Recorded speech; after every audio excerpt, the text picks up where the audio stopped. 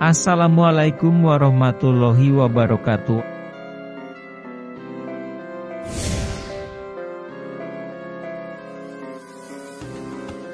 Tiga penyebab hancurnya bangsa menurut Rasulullah Shallallahu Alaihi Wasallam. Simak sampai selesai supaya menambah pengetahuan kita. Sebelum lanjut, dukung terus channel ini Napak Lacak Official dengan cara like,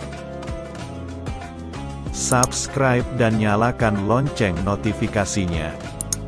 Berkomentarlah di kolom komentar dengan bijak. Bagikan video ini jika bermanfaat, karena sebaik-baiknya manusia adalah yang paling bermanfaat bagi manusia lain. Semoga kalian sehat selalu dan selalu dimudahkan rezekinya. Amin, ya robbal alamin.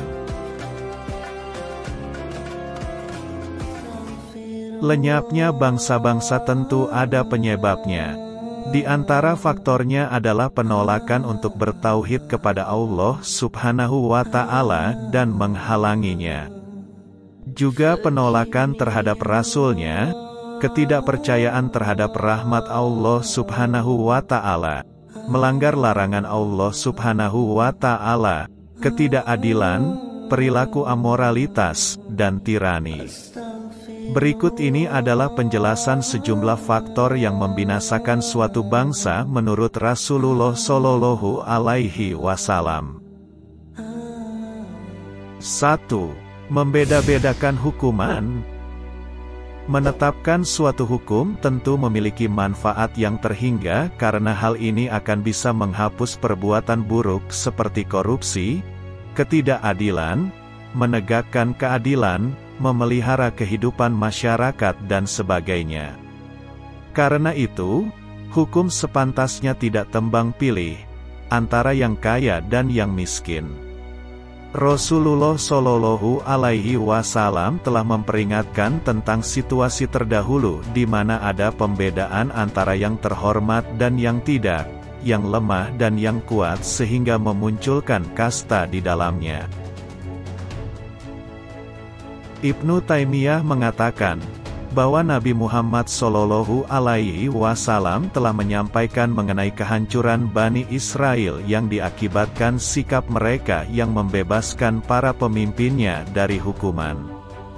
Rasulullah Shallallahu Alaihi Wasallam bersabda, "Sesungguhnya yang telah membinasakan umat sebelum kalian adalah jika ada orang terhormat dan mulia di antara mereka mencuri, mereka tidak menghukumnya.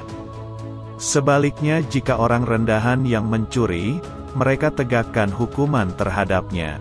Demi Allah, bahkan seandainya Fatimah putri Muhammad mencuri, niscaya aku sendiri yang akan memotong tangannya."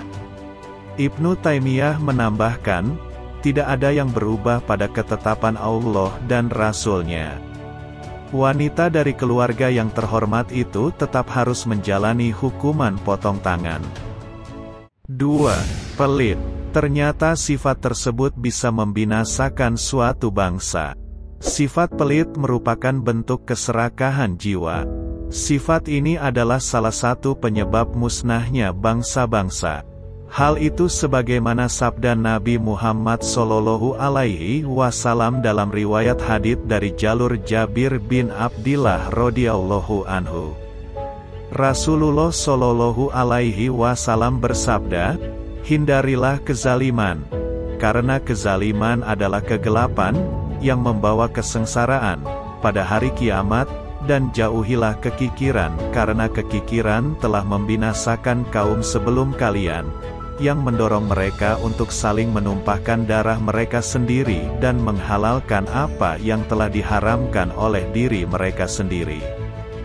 Hadis riwayat Muslim. 3.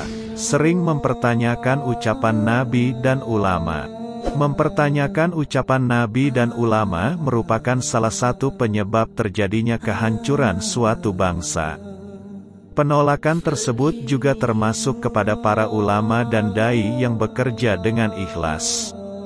Sebab para ulama adalah ahli waris para nabi.